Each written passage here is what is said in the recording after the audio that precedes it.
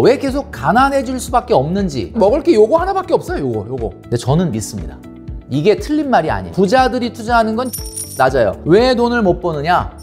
그걸 안 해서 그래요.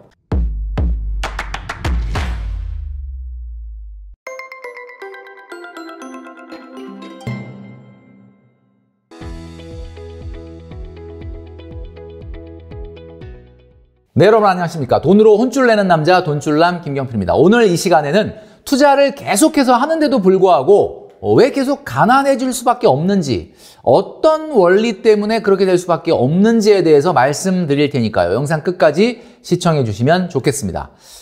자, 돈줄남은 지난 1년간 예적금을 계속 강조하면서 현금 보유가 중요하다라는 영상들을 계속 올려드리고 있죠. 자, 그런데 요즘 최근에는 이제 좀 주식 투자를 슬슬 해야 되는 것이 아니냐라고 생각하시는 분들이 많이 있는 것 같습니다. 자, 그런데 수익률이 높았을 때의 기억이라는 것은 강렬할 수밖에 없습니다. 2020년도에 롤러코스터를 탄 것처럼 정말 아찔했던 그런 상승률을 기록을 했었는데, 그때 높았던 수익률을 기록했던 그때의 그 짜릿함, 자, 이렇게 높은 수익률을 기록할 때의 기억은 자기 과신으로 이어질 수밖에 없습니다. 자기 과신이 뭐죠? 이거 뭐 별거 아니네. 주식 투자 뭐 내가 좀 소질이 있는 것 같은데, 이렇게 생각하는 자기를 믿는 자기 과신이 생기는 거죠. 자, 먹을 때는 찔끔찔끔 먹었다가 잃을 때는 왕창 잃어버리는 것이 주식시장의 어떻게 보면은 다반사다라고 볼 수 있습니다. 그리고 내가 과거에 했던 행동들을 자꾸 까먹게 되는 거죠. 그리고 좋았을 때의 기억은 내가 굉장히 자신감과 자기 자신에 꽉 차 있다 보니까 합리적인 행동을 못하게 된다라는 겁니다. 자, 돈줄남이 늘 강조하는 자기 과신의 문제. 여러분 뭐 많이 보셨겠지만 넷플릭스인가요? 카지노. 저도 뭐 보지는 않았는데 그냥 요약본 요걸 좀 봤는데 재밌더라고요. 먹을 때는 찔끔, 잃을 때는 왕창이라는 말을 있는데, 이 우리 호구형의 이 나라 잃은 표정을 보십시오. 이 호구형이 참 어떻게 몰락을 해 나가는지 그런 과정을 우리가 본 적이 있죠. 돈줄남이 지금 이야기하는 건 너무 좀 과장 아니냐, 뭐 주식 투자를 갖다가 왜 이렇게 도박에 비유하냐, 이렇게 얘기하시는 분들도 물론 있습니다. 물론 맞습니다. 뭐 주식 투자와 도박은 다른 거죠. 그런데 이제 제가 자기 과신이라고 하는 부분을 인간이 과연 컨트롤할 수 있느냐라는 부분에 대해서 지금 비교를 한 거지, 주식 투자와 도박이 같다 이런 뜻은 아닙니다. 오해하시면 안 되고요. 그만큼 통제가 잘 안 되는 것 때문에 우리가 투자 시장에서 돈을 못 벌게 된다는 거죠. 우리가 너무나 잘 알고 있는 워렌 버핏은 첫 번째 돈을 버는 원칙으로 돈을 잃지 않는 것을 강조했습니다. 돈을 잃지 않는 게 중요하다. 그 다음에 두 번째 원칙은 첫 번째 원칙을 기억하는 거다라는 이야기를 했죠. 자, 여러분, 이 자기 과신과 비합리적 행동이라는 것은 인간의 끊임없는, 어떻게 보면은 인간은 참 합리적인 동물인 것 같지만 행동은 비합리적으로 한다라는 말이 있는데, 여러분 고스톱 쳐본 적 있으신가요? 고스톱. 고스톱은 저는 30대 때, 그때는 이 회사에 또 문화가 있었습니다. 그래서 어디 가서 이렇게 닭백숙 먹고 고스톱 치는 게 좀 문화, 뭐 좀 이 얘기하면 창피하긴 한데, 하여튼 뭐 좀 고스톱을 쳤어요. 고스톱을 치다 보니까 이제 지금은 안 한 지가 오래돼서 다 까먹었는데, 여러분 이 그림을 보면 지금 이 사람이 다음에 어떤 패를 먹어야 하겠습니까? 한번 보시면 어떤 패 먹어야 됩니까? 지금 보니까 올려져 있는 걸 보니 두세 번 정도 돌아간 것 같은데, 판이. 자, 뭘 먹어야 되냐? 그럼 먹을 게 요거 하나밖에 없어요. 요거밖에 없습니다. 요거밖에 없는데, 일단 지금 이분이 뭐에 지금 집중하고 있느냐를 알 수 보면 지금 피에 집중하고 있죠. 피에 집중한다는 게 무슨 얘기입니까? 일단 여러분들이 밤새도록 고스톱을 치게 되면 버는 사람과 잃는 사람이 나오게 되는데, 결국은 버는 사람은 뭐에 집중하느냐? 잃을 때 많이 안 잃는 사람이 결국은 승리하는 거거든요. 그러면 잃을 때, 왜냐면 내가 따는 판도 있고 잃는 판도 있지 않습니까? 근데 딸 때는 찔끔찔끔 뭐 3.5점 이렇게 따고, 잃을 때는 막 10몇 점에 피박에 뭐 흔들고 뭐 이래버리면은 그냥 뭐 완전히 끝나는 거 아닙니까? 그러니까 한마디로 고스톱을 칠 때도 가장 중요한 게 먼저 돈을 잃지 않기 위해서 피를 확보하는 게 중요하다라는 겁니다. 피박을 면해놔야 일단 대형 사고가 안 나타난다라는 거죠.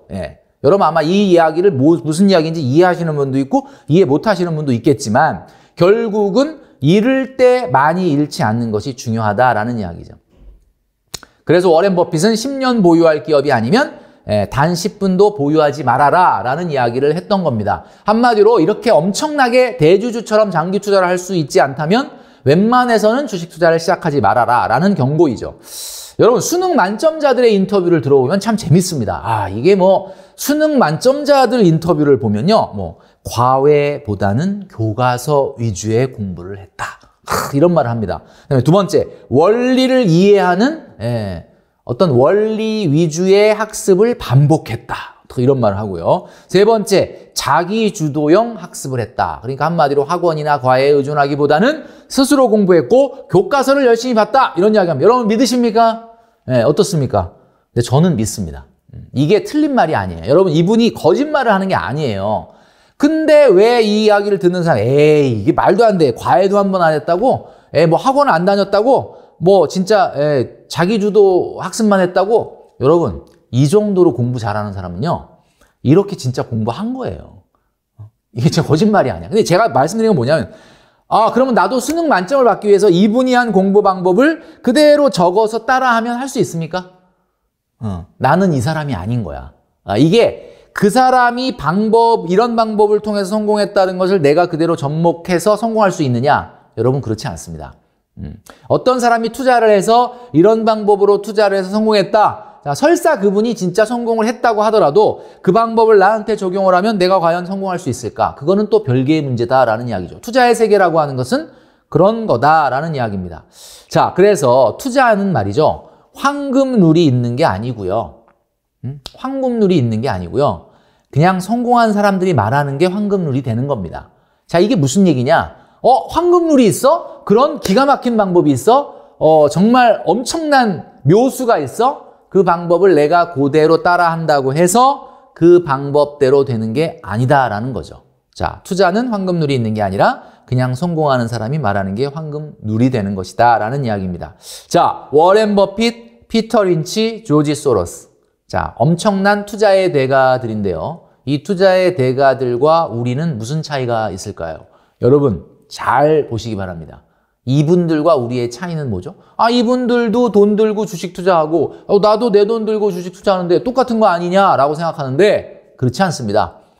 평범한 월급쟁이, 평범한 직장인이 독립하고 결혼하고 내 집 마련에 써야 될 수 있는 돈을 잠깐 끌어다가 투자하는 거와 이분들은요, 먹고 사는 거 전혀 관계없습니다. 주식시장에 몇 천억, 몇 조를 넣어도 그 돈에 손실이 난다고 해서 이분들이 뭐 이사갈 집을 이사를 못 가고 결혼할 걸 결혼을 못하고 독립할 걸 독립을 못하고 내 집 마련할 걸 못하는 분들이 아니라는 거예요. 결국 무슨 얘기냐? 평범한 직장 생활하는 사람이 독립과 결혼과 내 집 마련을 유보하고 포기하고 그 돈으로 투자한 금액이 이런 대주주들이 투자하는 거와 같을 수 있느냐? 절대 같을 수가 없죠. 어떤 부분이 다르느냐? 기대 수익률이 다르다라는 겁니다. 기대 수익률이라는 말은 제가 여러 차례 드리고 있죠. 돈줄라미. 자, 기대 수익률이 뭡니까? 내가 투자를 할 때 최소한 이거 안 나오면 난 큰일이야, 이 정도는 돼야 돼 라고 생각하는 게 기대 수익률이거든요. 그런데 잘 보세요. 여러분 등록금을 내야 될 돈, 여러분 전세금을 올려줘야 될 돈, 중도금을 내야 될 돈, 잔금을 치러야 될 돈을 잠깐 주식시장에 가지고 와서 투자를 한다고 생각해 보십시오. 그러면 이 돈은 수익률이 얼마가 나야 됩니까? 그 돈은 수익률이 꽤 나야죠. 이거 안 나면 큰일 나죠. 그죠? 기대 수익률이 높을 수밖에 없다라는 이야기입니다. 그런데 이런 분들이 투자하는 거는 기대 수익률이 매우 낮습니다. 부자들이 투자하는 건 기대 수익률이 낮아요. 그 돈 있으나 없으나, 물론 뭐 있으나 없으나 상관없는 건 아니겠지만 크게 기대 수익률이 높지 않다. 그렇기 때문에 이런 자금들을 맞닥뜨려서 우리가 투자를 한다라고 봤을 때, 옛날에는 말이죠. 여러분, 지금은 다 이렇게 모바일로 투자하니까 증권회사에 가서 전광판을 보는 분들이 없지만 1990년대만 해도 전광판을 보고 투자를 했어요. 그렇기 때문에 증권회사에 여러분 스님이 나타났다. 객장에, 그러니까 전광판 앞에. 그러면 사람들이 다 놀랍니다. 스님이 여기 웬일로 오셨지? 그 다음에 애업은 엄마가 나타났다. 애업은 엄마가 여기 왜 왔지? 자, 이렇게 되는 순간이 꼭대기라고 판단을 한다라는 어떤 정설이 있었습니다. 증권업계에. 애 엄마가 애를 업고 또는 애의 손을 잡고 형 전광판 앞에 나타난다든지 또는 뭐 신부님이나 스님이 전광판 앞에 나타난다면 야 이제는 진짜 주식이 갈 때까지 갔구나. 이제는 꼭대기구나. 슬슬 빠지겠구나. 라고 하는 것에 바로미터가 된다라는 우스갯소리가 있었거든요. 여러분 기대 수익률이라는 게 그런 겁니다. 한마디로 주식시장이라고 하는 것은 기대 수익률이 투자하는 사람마다 다 다르기 때문에 똑같은 돈이 들어와도 돈을 버는 돈은 따로 있을 수밖에 없다라는 이야기죠. 그래서 일반적인 직장인들 같은 경우는 기대 수익률이 높기 때문에 자기 과신에 빠질 염려가 높고 제가 오늘 말씀드리려고 하는 자기 과신 속에 있다 보면은 내가 옛날에 한번 그렇게 먹은 적이 있는데 옛날에 한번 그렇게 크게 먹은 적이 있는데 라고 하는 생각 때문에 주식 투자에서 절대 합리적인 판단을 못하게 된다라는 거죠. 자기 과신을 피할 수 없고 높은 기대 수익률 때문에 바로 계속 투자를 함에도 불구하고 가난해질 수밖에 없다라는 이야기입니다. 자, 제가 지금 좀 전에 말씀드렸죠. 시간이 지남에 따라 미래 가치가 이렇게 올라가는 주식이 있습니다. 그러면 주가는 어떻게 될까요? 주가는 이렇게 올라가죠. 재밌죠? 그런데 문제는 뭐냐? 주가가 초과 수요에 의해서 폭등할 때는 짧아요. 굉장히 모멘텀이. 근데 문제는 초과 공급에 의해서 폭락할 때는 하락의 모멘텀은 초과 수요에 의한 상승의 모멘텀보다 훨씬 강력합니다. 이게 시장에서 나타나는 법칙이거든요. 그래서 이런 부분 때문에 여러분들이 투자를 계속 하는데 왜 나는 계속 돈을 못 벌지? 바로 하락의 모멘텀이 훨씬 더 강력하기 때문이다라는 얘기. 그 다음에 두 번째는 말이죠. 자본의 규모가 다릅니다. 여러분 개인은요. 내 에쿼티가 있어야 이 정도 돈을 빌릴 수가 있어요. 내 자본이 이 정도 있어야 이 정도 부채를 끌어들일 수가 있어요. 기관 같은 경우는 이 정도의 에쿼티로도 이만큼의 돈을 끌어당길 수가 있습니다. 여기서 말하는 기관이라는 건 뭐죠? 투신이나 은행이나 증권을 얘기합니다. 반면에 외국 자본 같은 경우, 외국인이죠. 외국인 같은 경우는 뭐 사모펀드나 헤지펀드나 투자은행 같은 경우는 극히 적은 돈을 갖고도 엄청나게 많은 자본을 끌어당길 수가 있기 때문에 우리 개인하고는 차원이 다르다. 한마디로 은행들은 말이죠. 기관들은 말이죠. 개인하고 가장 큰 차이가 나는 게 뭐냐. 개인들은 돈을 전환하지 못합니다. 자, 제가 지금 말씀드리고 있는 이 네 가지 포지션이 뭔지 아시죠? 다시 이거 한국말로 바꿔드리면 주식을 사든지 주식을 팔든지 밖에 없잖아요. 개인은. 그런데 주식을 기관 같은 경우는 사든지 사면 매매 수익이 생기죠.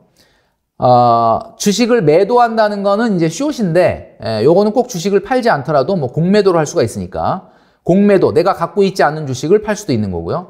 그 다음에 주식을 가지고 있을 때 빌려주기도 합니다. 공매도 하는 사람에게 주식을 빌려주기도 하죠. 그리고 주식을 팔아서 나오는 자본은 채권을 사기도 합니다. 그러니까 제가 이제 말씀드리려고 하는 게 뭐냐. 기관 같은 경우는 주식 매수, 그 다음에 주식 매도, 주식 대여, 채권 매입이라고 하는 네 가지의 방법을 순환적으로 사용을 하면서 자금을 놀리지 않는데 개인 같은 경우는 투자만 하지 이거를 전환을 하지 못한다라는 겁니다. 돈을 벌었으면 주식이 여러분 지금 주식이 올랐습니까? 그러면 돈을 찾아서 예적금의 통장에 넣어야지 그게 내 돈이 되는 거예요. 오늘 주가가 아무리 올랐다 하더라도 내일 주가가 어떻게 될지 모르는데 그것을 내가 돈 번 거라고 생각하시면 절대 안 된다라는 이야기입니다. 돈은 물의 흐름과 같습니다. 그래서 우리가 보통 캐시플로우라고 얘기하죠. 한마디로 지금 보여드리는 것처럼 물을 잘 가두는 사람이 돈을 벌 수밖에 없다. 비가 많이 오는데 이 비를 흘려보내는 게 아니라 여기에 댐에 이렇게 가두어 놓는 저수시설이 있는 사람이 돈을 버는 거죠. 자, 그 얘기는 무슨 얘기입니까? 여러분 지금 주식 투자 수익률이 좋아요? 주식 투자 수익률 좋은 금액을 빼서 예적금을 하십시오. 투자와 예적금을 병행을 해야만 이렇게 댐을 가지고 있어야 비가 내릴 때 돈을 가두어 놓을 수 있고 그것이 내 돈이 되는 거지. 야, 바깥에 비 봐라. 엄청나게 온다. 그러나 비가 그치고 나면 땅에 비는 하나도 남아있지 않다라는 이야기입니다. 따라서 제가 항상 말씀드리는 거지만 투자와 저축을 병행해야만